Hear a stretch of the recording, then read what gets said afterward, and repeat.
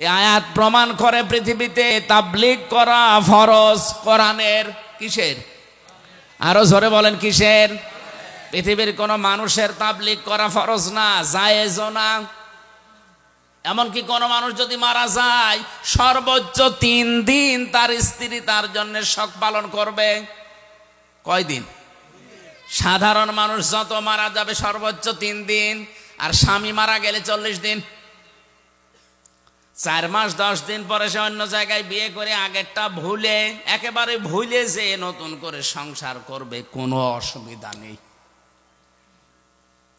বলেন তো, দুনিয়ায় শুধু স্বামী ছাড়া পৃথিবীর মা বাবা মারা গেলেও না সর্বোচ্চ 3 দিন, এরপরে কোনো শোক নেই। অথচ বছরে বছরে আমরা শোক পালন করে করে একেবারে কিয়ামত পর্যন্ত মনে হচ্ছে পালন করব। তা আপনি কোন ইসলাম পালন করছেন? এই জন্য আমাদের তাবলীগ যদি হয়, প্রচার যদি হয়, শুধুমাত্র প্রচার হবে, তাবলীগ হবে কোরআনের। তাছাড়া দুনিয়ার কারো প্রচার করা, প্রসার করা, প্রশংসা করা জায়েজ নেই। কিসের প্রশংসা করা দরকার আপনার? ওয়াইল্লাম তাফআল ফামা বাল্লাগতা রিসালাতা। হে নবী, আপনার উপর যে কোরআন আমি দিলাম, এটা যদি প্রচার না করেন, তাবলীগ না করেন, আপনি যেন রিসালাতের দায়িত্বই পালন করেননি। আল্লাহ এতটুকু বলেই কিন্তু শেষ করেননি। আল্লাহ জানে যে ঝামেলা সামনে আছে, এই জন্য বলেন আল্লাহু ইয়াসিমুকা মিনান নাস। ইয়াসিমু এটা মোজারে, বর্তমান, ভবিষ্যৎ, প্রেজেন্ট, ফিউচার। আমি জানি যে আপনার উপরে বিপদ আসবে তাবলীগ করতে গেলে কোরআনের। আমি যেটা নাজিল করেছি এর তাবলীগের প্রচারের প্রসার যদি আপনি করতে চান, ঝামেলায় পড়বেন, বিপদ আসবে। আমি আল্লাহ গ্যারান্টি দিলাম আপনাকে, আমি আল্লাহ নিজে বাঁচাবো।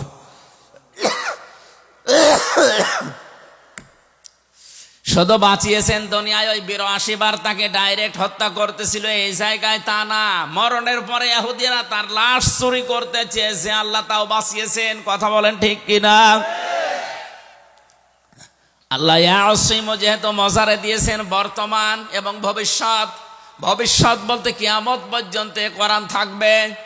সুতরাং কিয়ামত পর্যন্ত কোরআনের সঠিক তাবলীগ যদি কেউ করে, ও যত বড় বিপদেই পড়ুক না কেন, শহীদ করে হলেও তাকে আল্লাহ সাহায্য করবে। অনেকেই মনে করে যে জেলখানায় গিয়ে শহীদ হয়ে গেলে ওর জীবন শেষ হয়ে গেল, মারা গেল না। ওয়ালিয়ালামাল্লাহুল্লাযীনা আমানু ওয়া ইয়াত্তাখিযা মিনকুম শুহাদা ওয়াল্লাহু লা ইউহিব্বুজ জালিমিন। সূরা আলে ইমরানের ভেতরে 140 নম্বর আয়াতে আছে, আল্লাহ পাক বলেন, যার জীবন যৌবন আমার পছন্দ হয়, যার প্র্যাকটিক্যাল লাইফ আমার কাছে ভালো লাগে, ওকে সাধারণভাবে মরণ দেয় না, ওদেরকে আমি আল্লাহ শাহাদতের মরণ দিয়ে ধন্য করি। এই লোকটা যদি এখন মারা যায়, ঈমান নিয়েও যদি মরে, কবরে দিয়ে দেবেন, কবরে উনি ঘুমিয়ে পড়বে, এতটুকুই শেষ, আর কিছু নেই। কিন্তু যদি শহীদ হয়ে মরতে পারে, কবরে যাবার পরে আমার আল্লাহ নিজে ওনাকে খাওয়াবে।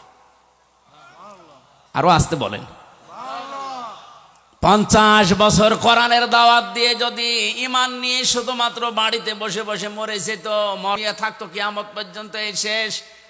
কিন্তু আল্লাহ এটা চাইনি।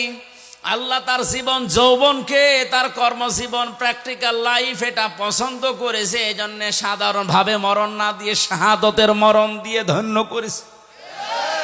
আমরা মনে করছি কই মরে গেল, না, মরে যায়নি। ওয়ালা তাহসাবান্নাল্লাযীনা কুতিলু ফি সাবিলিল্লাহি আমওয়াতা বাল আহইয়াউন ইনদা রাব্বিহিম ইরযাকুন। সূরা আলে ইমরানের 162 নম্বর আয়াতে সম্ভবত আছে। আল্লাহ তাআলা বলেন, আপনি কি ধারণা করেন হে নবী, যারা আমি আল্লাহর রাস্তায় শহীদ হয়, মারা যায়, হত্যা হয়, তাদেরকে আপনি মনে করেন যে ওরা মরে গেল না, বরং ওরা জীবিত, এবং আমি আল্লাহ নিজে ওদেরকে খাবার খাওয়াই। সুতরাং আজ ফিলিস্তিনের এই মুসলমানেরা সহ বিশ্বের যত জায়গায় আজ মুসলমানদেরকে শহীদ করা হচ্ছে, মারা হচ্ছে, হত্যা করা হচ্ছে। এই মানুষগুলোর জীবন ব্যর্থ না, এদের জীবন আল্লাহর কাছে পছন্দনীয়। এই জন্য শাহাদতের মরণ দিয়ে আল্লাহ তাদের ধন্য করছেন।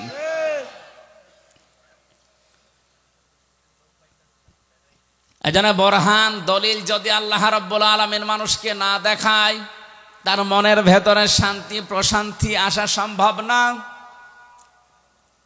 কত মানুষ দেখলাম শুধুমাত্র ইসলামের জন্য 20 বছর 22 বছর 25 বছর পর্যন্ত পড়ে আছে ওই চার দেওয়ালের মাঝে, দুনিয়ার কিচ্ছু আর জানে না। এমনিতে একটা ঘরের ভেতরে আমার মাত্র 3 বছর থাকতেই হাঁপিয়ে উঠেছি। যে লোকটা আজ 25 বছর আছে, এমনি থাকা যায় না। মহান আল্লাহ অবশ্যই তাকে কোনো কিছু দেখাচ্ছে।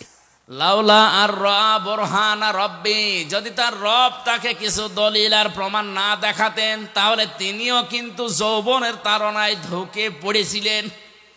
কি দেখিয়েছেন? তাফসিরে 3টা কথা আছে। 1 নম্বরে হযরতে ইয়াকুব আলাইহিস সালামকে আল্লাহ ওই ঘরের ভেতরে হাজির করে দিলেন। মনে হচ্ছে ইয়াকুব নবী তার ছেলেকে ডাক দিয়ে বলছে, বাবা ইউসুফ, তুমি কিন্তু জিনা করতে পারো না। 2 নম্বরে হযরতে জিবরাইল ফেরেশতা একটা কাগজ নিয়ে এসেছে। কাগজের উপরে লেখা ছিল, আমি আল্লাহ বলছি ইউসুফ তুমি কিন্তু জিনা করতে পারো না। এই সমস্ত নিদর্শনগুলো যখন তিনি দেখলেন, তিনি তখন বললেন, ক্বালা মাআযাল্লাহ, আমি আল্লাহর সাহায্য চাই। কার? বলেন এতটুকুই বলেননি তিনি, ইন্নাহু রব্বি, নিশ্চয় আমার রব, আহসানা মাসওয়ায়া, আমাকে উত্তম ভাবে লালন পালন করছে। এখানে রব বলতে 2টা অর্থ আমি পেয়েছি।